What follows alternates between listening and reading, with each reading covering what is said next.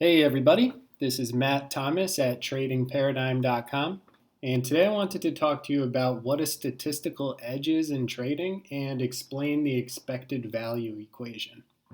So most traders seem to obsess solely over win rates, but win rate alone doesn't necessarily tell the whole story. It's really only part of the expected value equation. And what also matters are your average gains on profitable trades and your average losses on losing trades. So if we scroll down here, you could see the expected value equation written out here. So it would be your win rate multiplied by your average win minus your loss rate multiplied by your average loss. So it takes all of those factors into account, not just win rate. And it's possible to have an extremely high win rate, like 90%, and still lose money over time because your winning trades might be small and your losing trades might be much larger. So what matters overall is expected value. It's the entire picture, not just win rate. Even a 40 to 60% win rate, for example, which is fairly normal for many profitable traders, can generate large returns over time as long as the profitable trades, as we discussed before, are larger than the losing trades on average. Winning roughly 50% of the time doesn't seem exciting or adequate to most people, but you have to ask yourself, are you more concerned about feeling good and being right in the moment, or would you rather make money in the aggregate over time? So overall, a high win rate doesn't necessarily equate to long-term profitability. So keep that in mind. Now, even though forms of active trading like day trading and swing trading are short-term in nature, they still require a long-term outlook.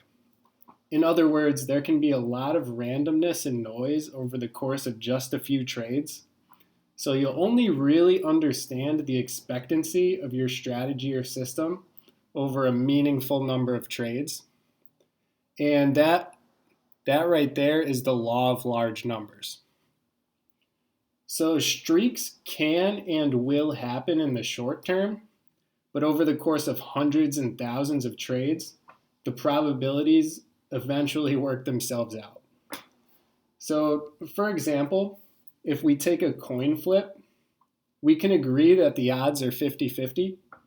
And if we played a game where if it landed on heads, you gave me $10, and if it landed on tails, I give you $10, that would be a completely fair game.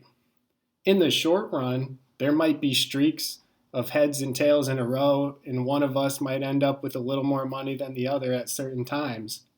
But if we just kept playing that game forever and ever, neither of us would ever really make any significant gains.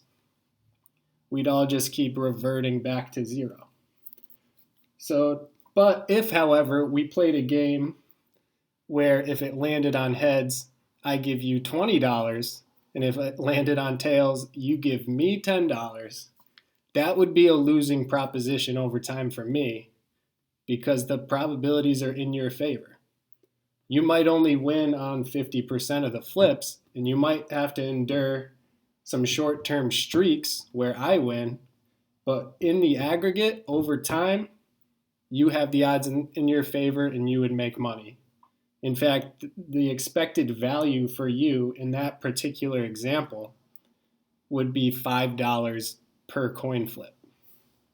So in the end, if you want to be a consistently profitable trader, then you have to understand the expected value equation and adopt a probabilistic mindset in order to operate effectively within the markets. And with that being said, I'll talk to you guys in the next video. Take care.